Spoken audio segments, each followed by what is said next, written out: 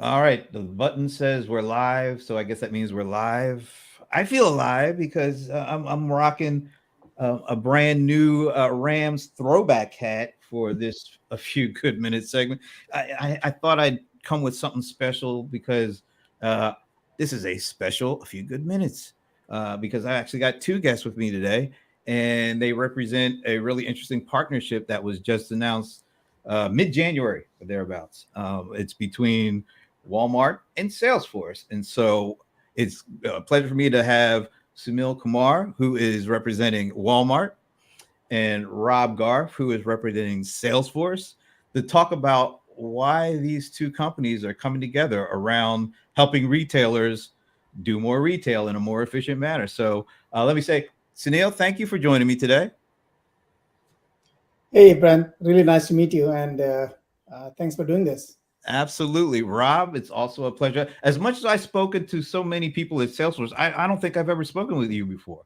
Yeah, I don't think our paths have crossed, Brent, but it's so good to be here today with both you and Sunil. Absolutely. And it's really, I'm really looking forward to hearing more about this partnership because when I first heard about it, matter of fact, I remember because I'm used to getting things from Salesforce about announcements and things that are happening. But I actually got the first email from the Walmart side of the equation, which is like, oh, this is interesting. I wonder why the Salesforce folks didn't tell me about it. Then, like 5 minutes later, I did get the email from Salesforce, so it was really interesting stuff. And one of the things that I immediately looked at when I got the information, it actually I think this came from the Walmart announcement, and the kind of the imagery of Walmart and Salesforce coming together, but I was really interested in this quote that was from one of the Walmart SVPs.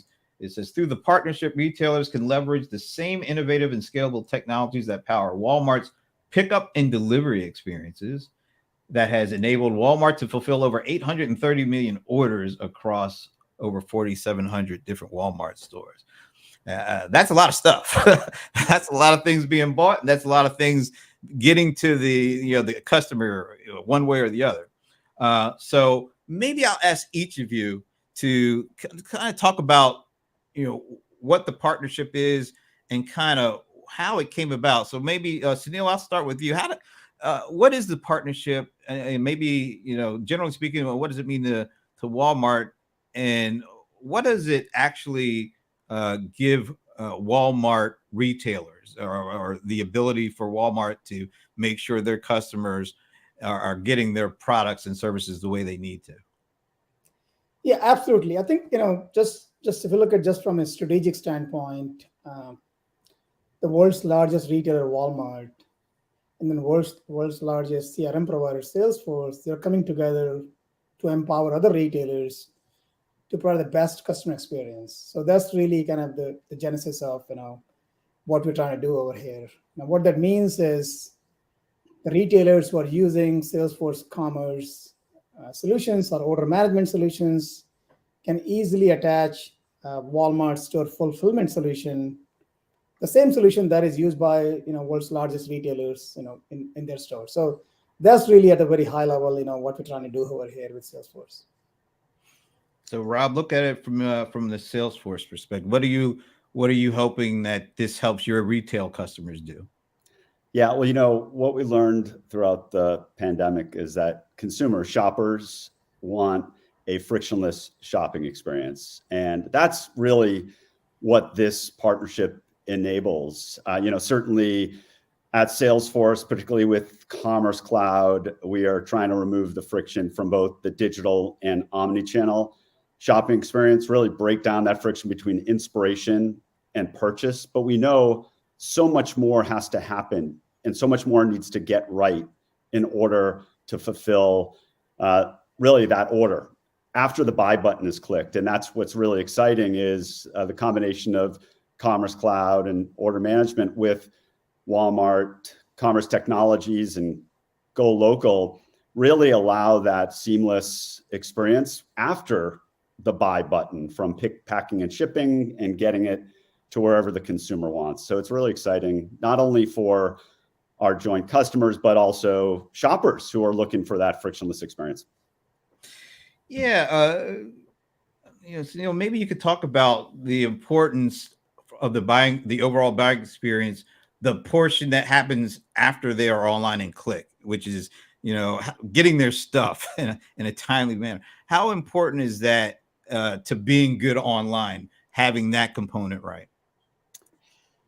I think that's really what it is. I think as you can see, the online business and the store business used to be pretty separate business, and until just a few years ago, and things are getting integrated now, and the customers are going omni-channel, and they expect, you know, I can shop online, I can get it in the store, or I can shop online, can be delivered from the store, or I can ship it to my store. So all these options are available to the customer. So it's very, very critical for a retailer to kind of solve for find solutions that make that customer happy. So I think that's really and it is very complex. If you think about a lot of the large retailers, they have managed to invest early, and they saw the trends, and they're able to kind of do it really, really well. But if you just go below, like a mid market, they're still large customers, and they have to rely on several providers. They have to stitch it together, and it's very costly and expensive. And so that's where our partnership with Salesforce makes sense, where we're able to make it easy, frictionless for them, but this almost like plug and play, and the entire fulfillment stack, including store pickup or last mile delivery, and we plans to add other features down the line. Could be, just picking up from their from Salesforce Marketplace, and then put it in their stack. So that's really what we're kind of trying to do over here. Yeah, and just to add on to that, we all saw a digital surge, particularly in 2020, triple-digit growth in some categories. Our research at Salesforce shows in that time we had 40% net new digital shoppers. So these are people that hang out online, but they wouldn't click the buy button. So there was definitely a big surge in online, but as Sunil talked about, it's not looking at it as discrete operations online and in store. Our research at Salesforce shows that consumers now traverse 9 different touch points in any given shopping journey. And so there's a lot of opportunity to get it right. There's also a lot of opportunity to get it wrong. And so it's not about just getting it right on online or getting it right in store. It's about really, again, removing that friction between those 9 different touch points. And I think the partnership does a really nice job of doing that, because it's not just about the customer experience, but it's also about the operations. And I think that's where Sunil was getting. Retail's got really scrappy over the last couple of years, and now they need to scale. They need to figure out how to efficiently fulfill these orders wherever the consumer wants it and wherever the product is being sourced, and connecting these dots for the retailer to grow at the scale and efficiency of Walmart, but doing it within their operations is pretty sweet. Yeah, and maybe you could kind of expand on. I'm looking at some of the data that came from the Salesforce. It looks like there's some Salesforce customer 360 data that came about the holiday season. For one, it says global online sales topped 1.14 trillion during the 2022 holiday season. But here's what's really one of the more interesting things for me. It says Einstein served over 10 billion personalized recommendations in November, December, and 9% of all revenue was influenced by shoppers that engaged with these recommendations. I mean, talk a little bit about the importance of that aspect, and then coupling that with the ability to get the package. You either let them get it on, go to the store and get it, or combining the recommendation with the kind of the last mile. And how important is that for these retailers to have it all packaged and easily and put together? Yeah, I'll jump in, and Sunil, I'd be interested in your point of view from the Walmart angle as well. It's critical. I mean, consumers tell us in our surveys, and you were referencing, Brent, our shopping index at Salesforce that just has amazing data to help retailers benchmark their operations and run their business. And recommendations are critically important, so you can serve up the product based on what we know about the consumer. But it's only important if we actually serve up the products that are available and where they're available. So tying this together as you were going down is so important. And there's more and more consumers wanting to understand the product availability in the physical store and doing that within the browsing and checkout funnel. And turning this data over to the consumers is so important so they can make smarter decisions. And so, yeah, tying this together. And again, generally, if you're not a Walmart, retailers don't make good technology companies, and they're not in the business of creating packaged applications. Again, if you don't have the scale and commercialization capabilities as a Walmart. So piecing this together and focusing on time to value, because that's, of course, something that as margins get squeezed by retailers, operations become more complex, providing a solution as we do here in a way that they can stand it up and have the people that are in the business to run technology says something. Yeah, I think I would add that you think about serving a customer. It's the best way to kind of serve a customer is locally. So you want to be able to kind of serve them at the closest store or the closest warehouse, and which means that you need to kind of understand I need to stock my inventory in those areas as well, so I'm not kind of increasing my costs. So there's a forecasting element, where you should be kind of keeping your inventory. That's the first challenge, So before we can, present it to the e-commerce layer and people can start looking around. So that trend is kind of, happening where a lot of the retailers are trying to kind of, save the cost by keeping the inventory close to the customer essentially. And then you have to make sure that the inventory is available. Again, promotions, any kind of advertising, is as good as if, they're driving the top of the funnel, but that I think the product has to be available in that. And we have seen that the product availability has been concerned that there's some data delays and all of that. So the idea is this, we're looking at a lot of the e-commerce and, Stack as more of a front end and Walmart is more of a back end. So we provide a lot of those, operating system kind of services that are helping us connect all those dots and making sure, things are all connected. So when consumer goes and trying to kind of shop on a site, they are presented with as real-time information as possible. They're presented with choices, that are, hey, I can pick it up, I can, get it delivered, and I have all those options that are very, very accurate. 3 days for shipping, 1 day for buy online, pick up in store, and ship from store is another time, so that they can make the right choice. So that's really what we're kind of going for. We're just building the platform, and then as the consumer preferences evolve, we're able to kind of support all those experiences that they're expecting. Yeah, and you brought up, Sunil, connected. I wanted to go into that just for a moment. Once again, our research, former analyst, so you'll appreciate it, Brent. I just love talking about some of the data we see because I think it really sets the stage as to where the market is going.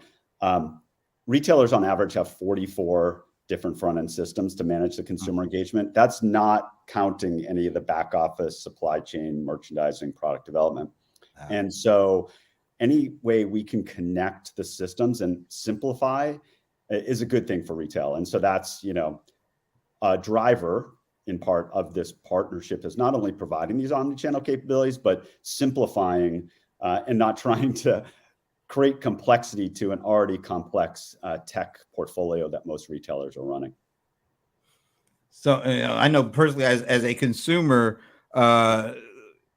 availability of a product and when I can get it are playing such an increasing role in my purchasing decision.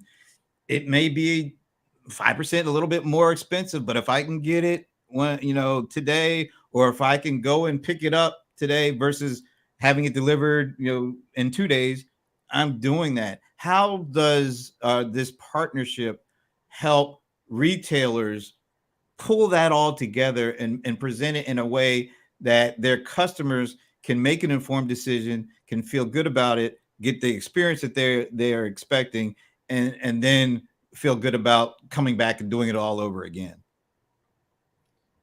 Yeah, so I think you think about what we are doing is kind of building a retail platform. So as a retailer, you're able to kind of quick from the solutions that the platform has. So I think what the scenario that you're describing, we are enabling these retailers to be able to kind of present those choices as, we are giving, hey, we have a last mile delivery service, GoLocal. So we're giving them options that, hey, we're using this service, you'll be able to this kind of box from point A to point B in this time.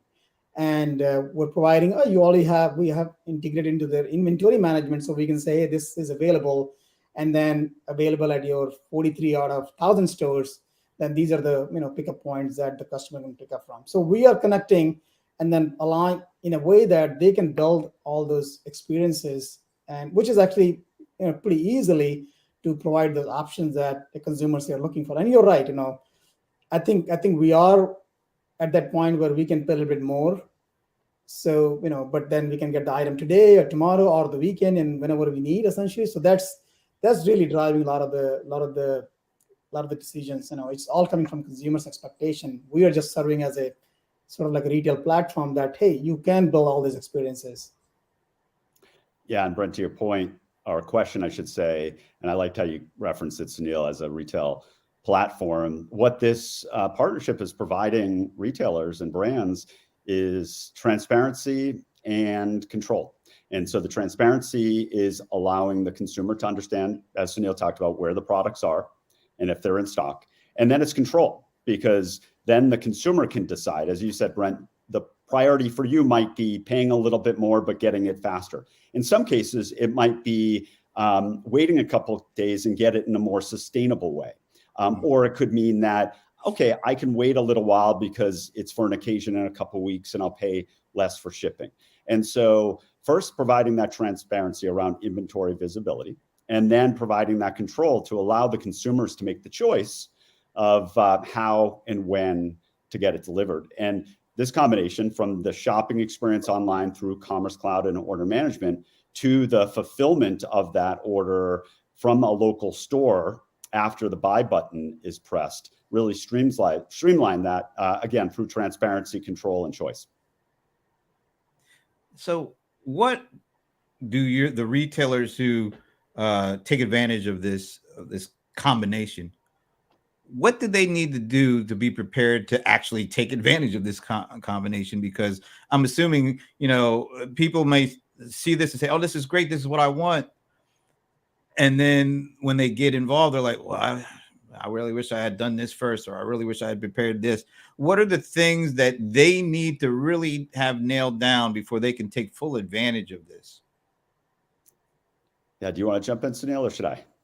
Yeah, so I think, and I think Salesforce can talk about the mechanics of it. But first of all, they need to be on the Salesforce Commerce Cloud or Salesforce Order Management. So what we're doing is we're integrating into those two solutions that Salesforce is already kind of selling to their customers. So once they're on that solution, our product is plug and play. So if they want to say, hey, I want to kind of leverage and a lot of those retailers are not providing a efficient buy online pickup in store, I would say. I mean, they are providing, but I can tell you that some of those retailers are using a list. They see all the online orders, they take a printout, they hand it over to the store and they do it. So I think for them to be able to kind of have, I think, a good view of the inventory, what location it's kind of sitting in, and having that information is very, very critical, because we need that to be able to kind of, again, as I said, it's a retail platform. So they need to have a good view of where their inventory is sitting, essentially. And we need access to that inventory. Once we have it, we need access to their orders that are coming from online, and we can provide, after that, we can take it over. We take over the entire experience. We provide them with an enterprise app that sits in the store, basically, and an order is kind of placed and it has to be delivered from that store. Then the store manager gets it. Store manager can then assign the right employee. They may have 10 of them, who should go and pick this one. They have an idea about, what shelf that inventory is sitting. Is it in the dark room or is it in the main floor? And so they can do all of that. If sometimes the inventory is not on the shelf, maybe they think it's on the shelf, so there's an exception created. So all those feature lists that a store manager has to deal with are available in the app, essentially. Yeah, and I can tackle it from very quickly a technical angle, and then more So from an operational angle, Brent, and I'll probably get more passionate about the operational angle, because from a technical perspective, as Sunil mentioned, it's going to be integrated. And so if anybody's done business with Salesforce and used a partner, which most every one of our customers do through App Exchange, you'll know the mechanics around that in terms of what we stand behind and the integration that it entails. From an operational perspective, that's where it gets really interesting. And Sunil started to get into it around inventory and the process it takes in terms of the workflow. It's less about the technology. As Sunil mentioned, Walmart offers an enterprise-grade technology, which also means it needs to be intuitive as well, because it's at the store. But operational-wise, it gets tricky. It's not just about standing up the technology and turning it on. It's scheduling people to actually fulfill those orders. And it's providing the right incentives for them to do it right. I'll give you just a really quick personal anecdote. I have a friend who's a store manager, like a personal friend, up in New Hampshire at a department store.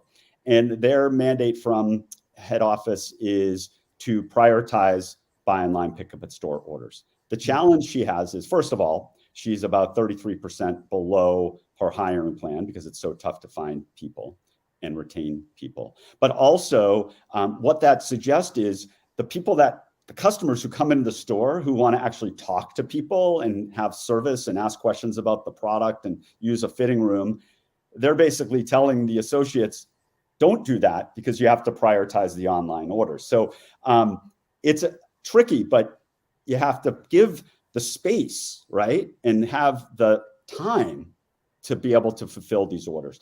The other piece is incentives as well. If, for instance, these associates are becoming essentially fulfillment experts, right? They're picking, they're packing, they're shipping through the Store Assist app. And then they are connecting it to a GoLocal driver. So they're having to get the product into, or helping at least the driver get it into the vehicle. Then they should be incented just like warehouse workers are. Like, what's their pick, pack, and ship rate? How many orders have they fulfilled as well? So I would say, like most of these types of initiatives, it's less about, dare I say, the technology, and it's more about the operational implications. Yeah. I would also add there that there's a very big analytics component to it. As a store manager, you can look at how your store is performing. What is your turnaround rate, and which employee is doing the best job in terms of pick, pack, and ship. So all that information is also available through this application, Store Assist. So Sunil, let me ask you. I talked about the what I think it was 10 billion personalized recommendations coming out of Einstein.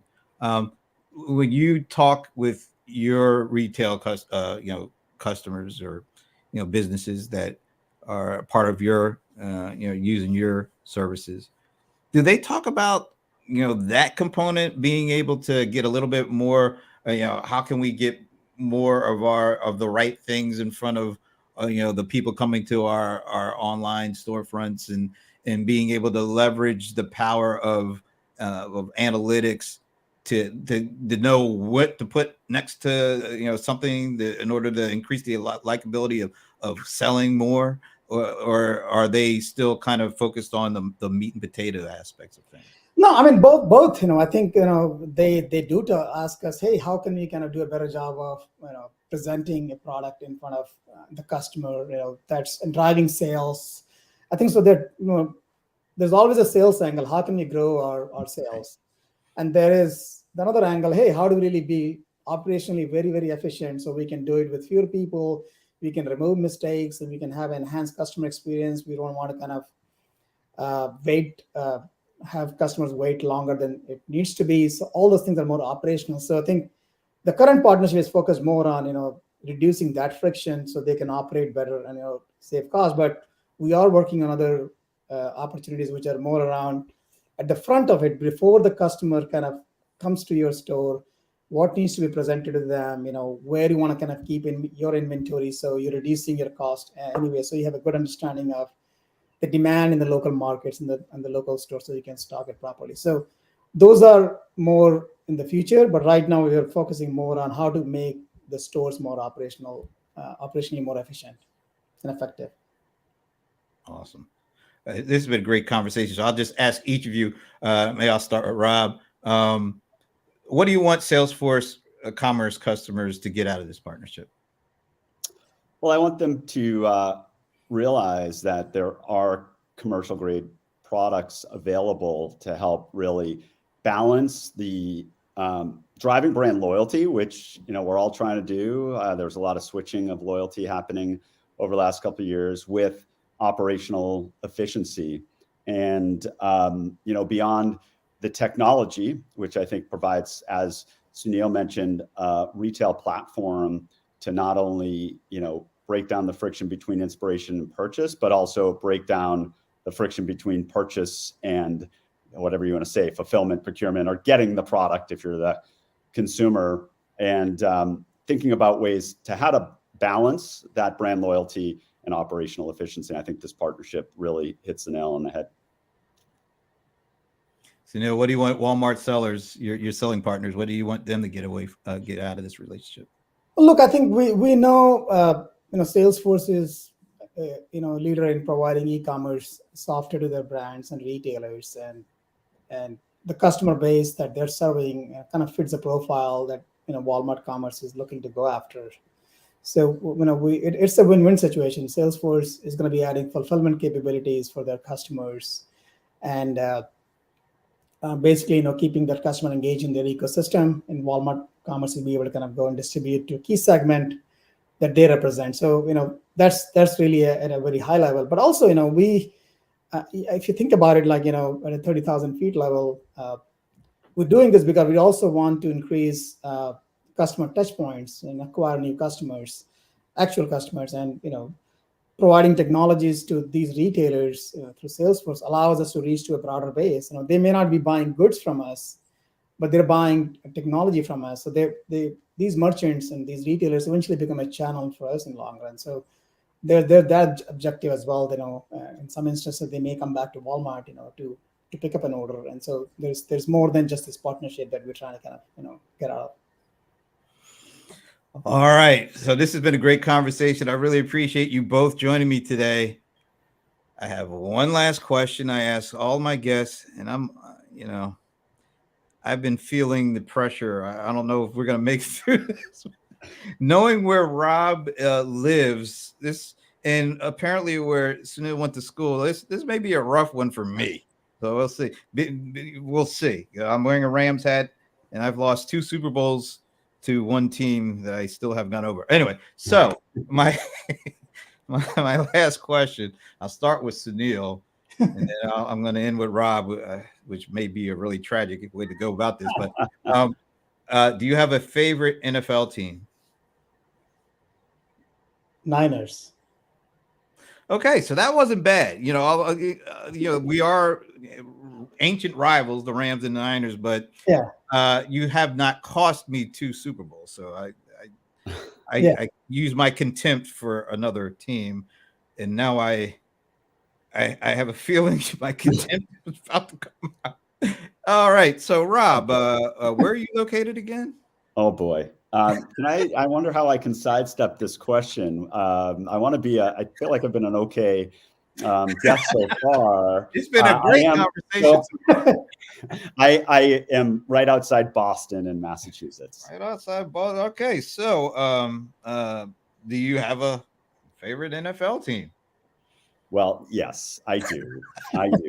I have to say it is the Patriots, and I grew up my way through most of the 70s and the 80s, and it wasn't always the best at times, but I do have an affinity. One of my best friends is an executive over there as well, so I'm always rooting for them personally and professionally. But to shift it a little bit, I'm actually as much of a Celtics fan, I have to say.